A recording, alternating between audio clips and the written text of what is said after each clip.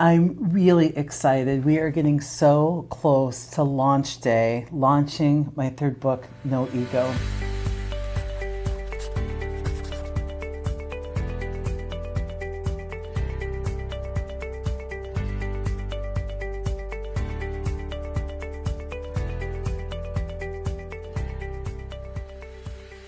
I don't know if people realize the work that goes into actually bringing a book from your head to publication. I've been so fortunate because I'm surrounded by an absolute dream team. In fact, I call them the reality-based dream team. This team has just blown me away day in and day out with what they're able to do, what they can accomplish as a super small team once the drama's gone. People ask me all the time, how do you get what you get done? How do you accomplish all that you do with such a small team? And I think at Reality-Based Leadership, we are living proof of the amazing power that's just unleashed once you're conserving all the energy that used to go into drama and waste and putting it instead into great works like a new book, No Ego. Yeah, one of the things I've noticed as I've been out training around some of the concepts with No Ego is when it comes to change and how with change management, people really focus on making all of the employees aware of the change, and it's really a lot of responsibility of the leaders to really push that change through.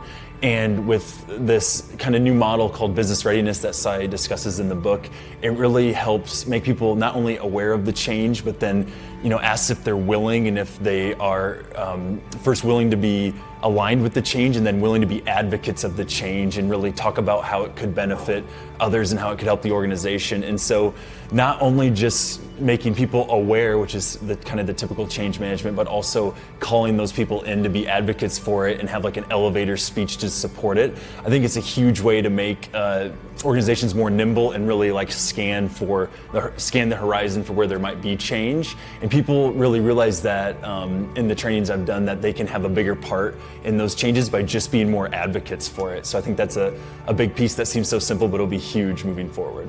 So one of my favorite parts of the book, and it's only probably because I'm very database, is the first chapter actually, in which Sai talks about how in the 90s, drama in the organizations used to be around 2 hours per person per day. Now, however, we just revalidated the research, and she found that now everybody spends in the workplace around 2 hours and 26 minutes per person per day. So even though we have all of these training programs and change management courses, drama is still going in the rise.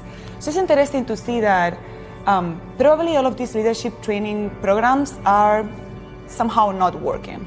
One of the things I love about No Ego is just checking your mindset. Every day we wake up and your thoughts are constantly running. Well, your ego is constantly running and creating this filter on your reality. It's making up stories that aren't even really true. And what this does is it causes a ton of stress in your life. And when you can really just be conscious and aware of what that ego is doing, you can really put it to rest and get on to better things like being more productive, like being creative, being innovative, and putting all of that energy into something more productive and useful. When we don't, and we just let our egos run and let our thinking run, whichever way it may go, you really kind of stop yourself from progressing, stop yourself from contributing in a really valuable way, whether it be at work or even just in your own personal life. I think this is a great book for leaders to read because it really gives you a new perspective at your role.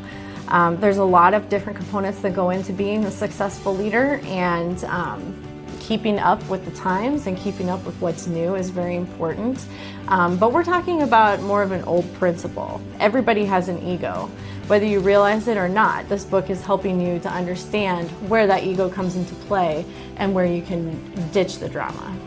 So a lot of you might already be fans of Sai Wakeman, and if you're not, you're totally missing out because you have to go read the first 2 books, Reality-Based Leadership and Reality-Based Rules of the Workplace. And probably some of you are like, Kelly, I've already done it. I've read them twice, maybe 3 times. And you might be wondering, so why do I need to get this 3rd book? What could possibly be in No Ego that's like a game changer or mind-blowing if I've already read the first 2 books?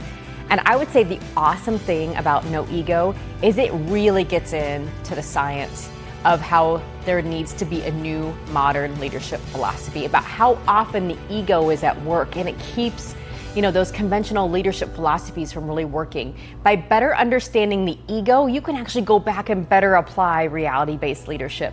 And also the really cool thing about No Ego is it's kind of like reality-based leadership 2.0. It's a lot deeper into the philosophy, and it gives you some really awesome tools that you can use like right away to help see results. This book's a game changer. It is absolutely a game changer.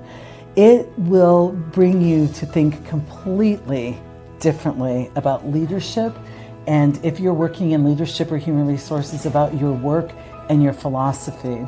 Launch date is coming up pretty quickly. September 19th is the big day when the book hits the market, but you can pre-order it right now, and I hope you get out there, pick up a copy, make sure your friends do the same. I look forward to your reactions and your thoughts after you've read the book.